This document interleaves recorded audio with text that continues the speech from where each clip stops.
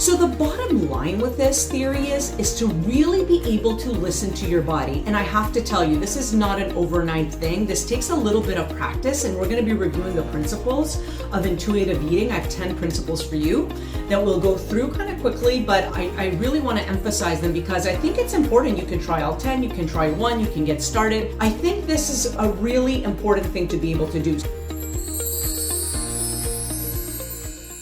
Hi there, this is Voluminousos with Nutrition Design with you in mind, here for another Table Talk with Vula. So the title of my talk today is Can Intuitive Eating Help Manage Your Weight? First of all, let's talk about intuitive eating. I'm not sure if everybody knows what intuitive eating is. It's a principle that Rec and Trebol, two dietitians, came out with back in the mid-90s. It's an evidence-based approach to get back in tune with your body's wisdom and to tap into what it actually needs, what to eat, how much to eat, and when to eat without the external diet cues. We are not going to rely on saying no carbs or no eating after 8 o'clock, or we are going to do intermittent fasting or a keto diet. Those are all external diet rules, okay? It's what society has told us we need to do in order to have some sort of ideal image that may or may not be very realistic for you. So it's really shedding all of those diet rules and really coming in tune and listening to your body. So it's listening to your hunger and fullness, really understanding that. And most people don't understand what their hunger and fullness really feels like. Eating because it's practical sometimes.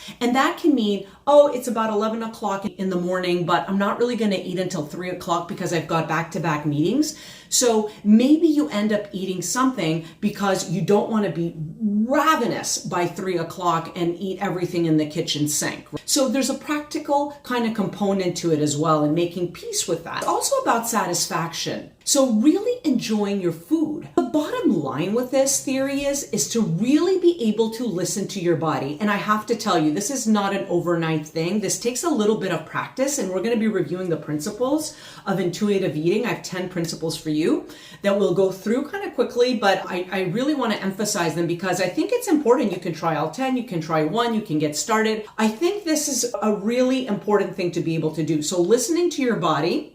Kind of the bottom line with this intuitive eating what you want so that you are satisfied. It's eating what you want, feeling at peace, and listening to your body's cues. So at its core, the theory is not about weight loss.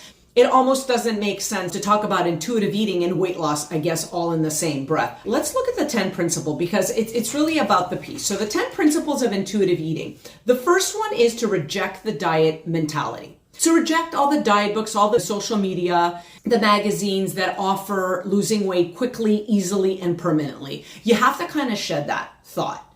And that's hard. People are steeped deep in it because of what we hear in the media, because of what our perception of what we should look like.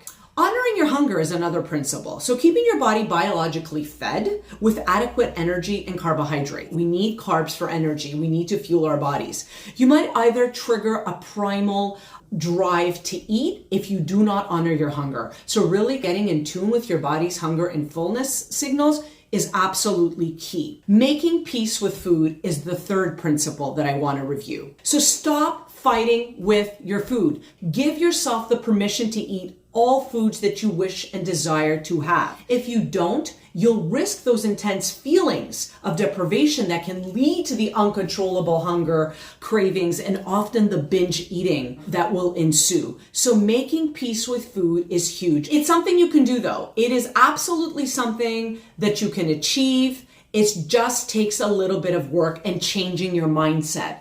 A lot of it is changing the way you see things. Mindset is huge. The fourth principle that I have for you is challenging the food police, okay? So rejecting the voices in your head that certain foods are good and bad. By doing so, you reject those unreasonable rules that the diet culture has created. And if you think of foods as good or bad, you will end up restricting foods. And what happens when we restrict? You end up craving it intensely, you end up eating it, overeating it, and then you're back into that cycle of eat, repent, repeat.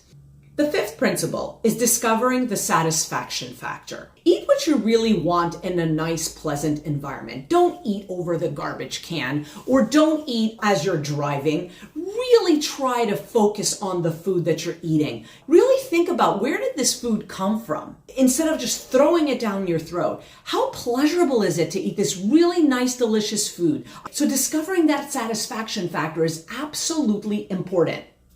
The sixth factor I have here for you is feeling your fullness. People have lost touch with their hunger and their fullness. Really understanding and listening to your body's signals instead of just throwing the food down, taking a pause and really assessing maybe mid-meal and saying, you know what, I'm going to put my fork down. How do I actually feel? Do I feel full? Do I feel my stomach? If you don't, then maybe you should stop. Pausing and assessing your hunger and your fullness is absolutely huge. The seventh one, coping with emotions with kindness. Recognizing that food restriction can trigger loss of control, which can lead to emotional eating. You really want to make sure that you can also recognize when you're anxious, when you're angry, when you're bored, when you're lonely, because food will ultimately not fix it. You might feel good in the moment, you might have a binge, you might go in the bathroom or secretly get the food that you have hidden and binge eat that, and you might feel okay. You might squash that emotion for a minute, but then it's back the next day. It didn't go away. So you're really not fixing the problem, you're creating another one. Number 8, respect your body. This one is huge, and it's a big tenet of intuitive eating. I might have people that will come back to me on this one and say, well, a huge body isn't a healthy body. Well, you also have to take into account your genetic blueprint. It's unrealistic to try to want to be a rail thin model when your genetics is not such. For example, I love giving the example of Serena Williams and Beyonce Knowles. So Serena Williams is a Grand Slam champion, Olympic tennis champion, but she is not somebody that would be put on the cover of Vogue necessarily, because she's not that perfect image of what, beautiful should look like, right? She's not overly thin or skinny or lean. She is a bigger set woman, but she's extremely healthy. She's extremely physically fit. She would probably run circles around any of those women that are leaner and not in good shape. Beyonce Knowles, she's a singer, a dancer, really good shape. She's not thin as a rail, but she's very healthy, right? And she's strong, okay? And she's in great shape. And that is the point. The point is you need to be realistic, okay? People are born a certain way. You cannot fit a size 10 foot in a size 6 shoe. And I did make that up, by the way. I'd love to take credit for that, but I can't. That's Tribolian Rec, right? And I think that's powerful. That's a really powerful statement. The 9th principle is movement and feeling the difference and not using movement or exercise as a diet tool in order to lose weight. You're using exercise as a tool to get back into that kind of diet mentality that fuels that eat, repent, repeat cycle. So you want to shift your focus on really feeling good. Doing something that makes you feel good, that pumps up those endorphins after the exercise. Is it tennis? Is it running? Is it jogging? Is it playing basketball? Is it dancing in your house? Anything that pleases you is something that you will make a habit.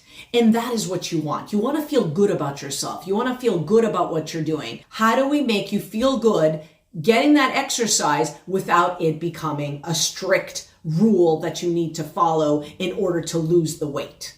Okay, so my 10th principle is honoring your health, gentle nutrition. And you don't have to eat perfectly to be healthy. So being gentle with yourself and accepting what you want to eat and making food choices that will honor your health but make you happy is also very important. It's something that is a process and it takes time. It's not just one piece. It's many different factors because you are a whole person. You are a whole human.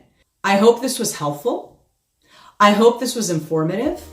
If you want to work with me, if you're interested in one-on-one work, please visit my website, mynutritiondesign.com. Vula@mynutritiondesign.com is another way to reach me. That's my email address. I hope this was helpful. I bid you adieu to your health and to great food always.